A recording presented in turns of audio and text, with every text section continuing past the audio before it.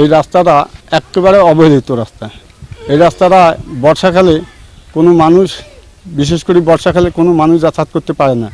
রিক্সা, van, motorcycle কোনো যানবাহন চলতে পারে না। মানুষ স্বাভাবিকভাবে হাঁটতে পারে না। মানুষ বাজার থেকে বাড়ি আসতে পারে না, বাড়ি থেকে বাজার যেতে পারে না। তা আমি অনুরোধ করব এই সরকারকে, দয়া করিয়া অতি দূরত্ব যদি এই রাস্তাটা পাকা করে দিতেন, তাহলে হয়তো আমরা অন্য অন্য এলাকার মতন আমরা অনেক সুযোগ সুবিধা ভোগ করতে পারতাম। আমরা নীলফামারী সদরে অবস্থা বাস করি, কিন্তু আমাদের এই এলাকাটা অবহেলিত এবং প্রত্যন্ত এলাকা। এই এলাকার জনগণ পূর্ণ এলাকাও, জনগণের বসবাস বেশি জনগণ আমরা বাস করি, কিন্তু এখানে আমরা অবহেলিত অবস্থায় আছি। এই রাস্তায় যদি কেউ একটা ভ্যানও নিয়ে যায়, ভ্যানটা উল্টে যাওয়ার মতো হয়। কোনো রুগী যদি বাড়ি থেকে নেওয়া যাওয়া হয়, এখানে কোনো বাস, মাইক্রো রিক্সা এগুলো কিছুই আসতে চায় না।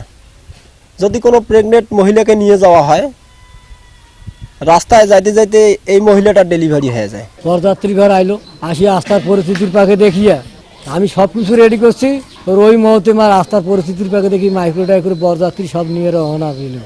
তাহলে রাস্তাত কে বিয়ে করে, এই রাস্তাত বিয়ে না করার আমার চলি যাই।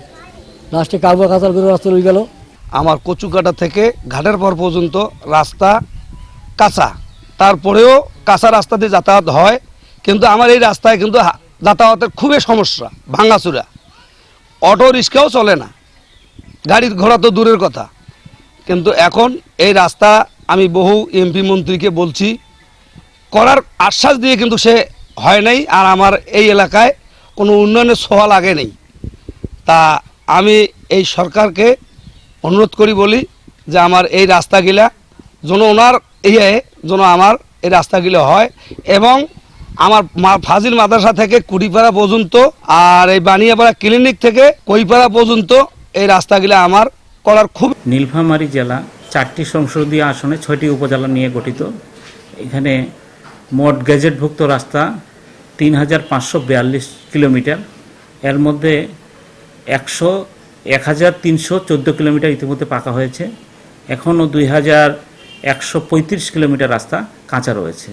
এছাড়াও কিছু আইটি ছাড়াও রাস্তা আছে, যেগুলো আইডিভুক্তকরণের জন্য প্রক্রিয়াধীন আছে। ইতিমধ্যে এই কাঁচা রাস্তাগুলোকে পাকাকরণের জন্য বর্তমান সরকার বিভিন্ন প্রকল্পের জন্য আমাদের তালিকা নিয়েছে।